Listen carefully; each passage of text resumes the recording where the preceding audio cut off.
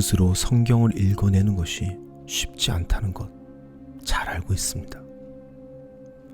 아무리 번역이 잘 된 성경일지라도 시대적 문화적 상황도 많이 다르고 사람 이름이라든지 나오는 용어도 생소하기 때문에 처음부터 혼자서 읽기에 쉽지 않은 게 사실입니다. 그래서 저는 여러분께 약간의 가이드를 드리기도 하는데요. 그것은 자주 말씀드리듯 여러분이 제 레이더망에 걸렸기에, 그래서 도와줄 수 있는 지근거리에 있기에 그렇게 도와드리는 것뿐, 사실 성경 읽기에 대한 본질적인 생각은 바뀌지 않습니다. 사랑하는 여러분, 성경 읽는 것이 쉽지 않지만 정말 쉽지만 않을 뿐입니다. 지금 당장 익숙하지 않아서 쉽지 않은 겁니다. 그 익숙하지 않다는 얕은 허들 하나만 넘으시면은 금방 익숙해지고 익숙해진 만큼 더 수월하게 읽혀질 겁니다. 여러분, 특히 이 무언가를 읽어내는 분야에서는요, 익숙해지는 것이 그것을 이해하게 되는 절대적인 자리를 차지하고 있습니다. 아무리 어려운 영화라도 결국은 그 영화를 읽어내는 사람들이 있고, 아무리 어려운 음악이라도 결국은 그 음악에 감동받는 사람들이 있죠. 책도 마찬가지입니다. 아무리 어려운 전공책이라도 학점 받기 위해서 정말 열심히 읽다가 보면은 결국은 읽어내고 해석까지 하고 있는 나를 발견하게 되는 것이죠. 그렇다고 성경이 이 난해한 영화나 음악처럼 이 몇몇 평론가들만 이해할 수 있는 그런 구조로 쓰여 있는 것도 아니죠. 성경이 전공책처럼 따분한 책도 아닙니다. 오히려 이 성경은 거의 모든 책이 이야기 구조로 되어 있고 접근성 괜찮은 시집들 그리고 명언집들도 그 안에 수록되어 있습니다. 즉 익숙해지기가 굉장히 어려운 책이 아니라는 것이죠. 하지만 그렇게 오랫동안 신앙생활을 해야 하는데도 성경이 익숙치 않는 이유가 있는데, 그 이유는 그동안 교회에서 성경을 읽기보다 성경을 공부해 왔기 때문이고, 그 성경을 읽기보다 그 성경을 들어왔기 때문입니다. 그것도 그 날것의 성경 말씀이 아닌 우리가 설교라고 말하는 그 양념이 듬뿍 들어가서 본연의 맛이 느껴지지 않을 정도의 그런 말씀으로 들어왔던 것이죠. 우리가 성경 읽기가 힘든 이유는 바로 이러한 이유 때문입니다. 다른 이유도 없습니다. 그러니 읽다가 보시면 익숙해지고 익숙해지는 것만큼 잘 이해되실 겁니다. 성경의 텍스트에만 집중한다면 말이죠.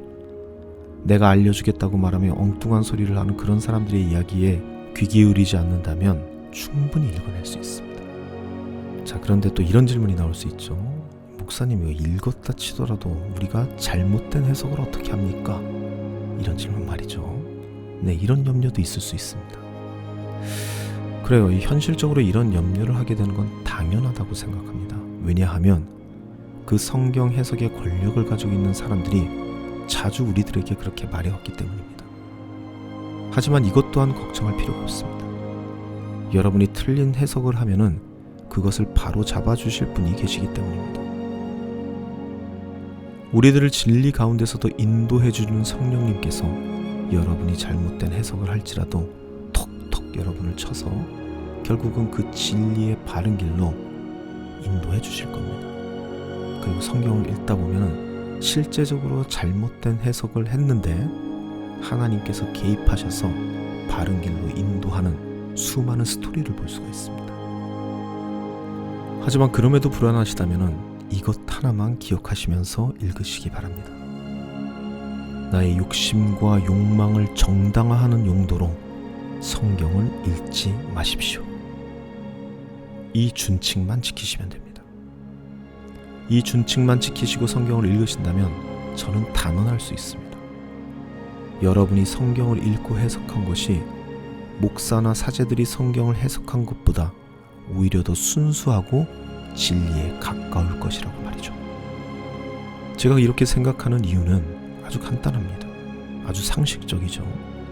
왜냐하면 목사나 사제들은 여러분보다 더 욕심과 욕망에 의거해서 성경을 읽을 가능성이 훨씬 높기 때문입니다. 여러분은 순수하게 성경을 읽을 수 있는 여러 요건들을 갖추고 있습니다. 그냥 하나님을 알고 내 자신을 알고 구원에 이르려는 그 이유만 갖고 읽으실 테니까요. 하지만 목사나 사제들은 다릅니다.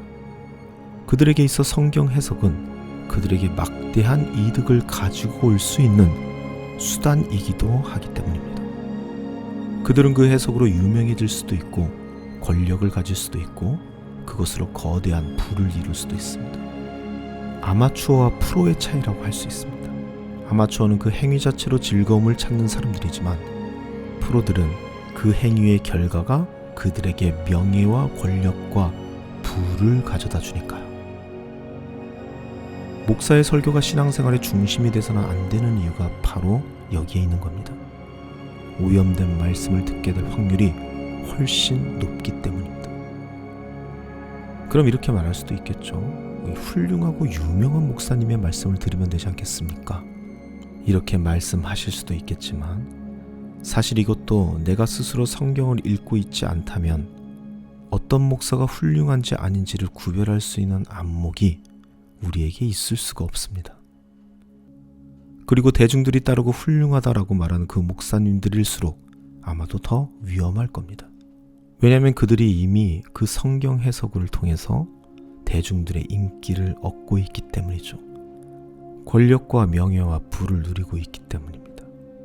그들이 그토록 유명해진 이유는 대중들이 듣고 좋아할 만한, 즉 그 대중들의 욕망을 대변해 줄 만한 그런 메시지로 유명해졌을 테니까요. 오늘 사도 바울이 이야기하는 것처럼 말이죠. 사도 바울이 염려하는 것은 이겁니다. 혹여나 고린도 교회 교인들이 욕망과 욕심으로 부패해진 마음을 가지고 있지 않을지, 그래서 그들이 가지고 있는 진실함과 순결함이 버려지지 않을까 염려하고 있는데, 어떤 사람이 와서 그 욕심과 욕망을 정당화시켜주는 메시지를 전하니 정말 잘도 용납하고 있다는 것이죠. 그리고 사도 바울은 그 욕망을 대변해주는 사람들을 이렇게 지칭하고 있습니다. 여러분, 빛의 천사로 가장한 사탄을 과연 그 욕망에 휩싸인 사람들이 잘 구별해낼 수 있을까요? 사랑하는 성도 여러분, 성경을 읽어야 합니다. 그리고 성경은 읽을 수 있습니다. 그렇기 때문에 기록이 되어 있는 겁니다. 부디 성경과 빠른 시일 내에 익숙해질 수 있는 그 기회를 잡아갈 수 있는 저와 여러분이 되시기를 간절히 소망합니다.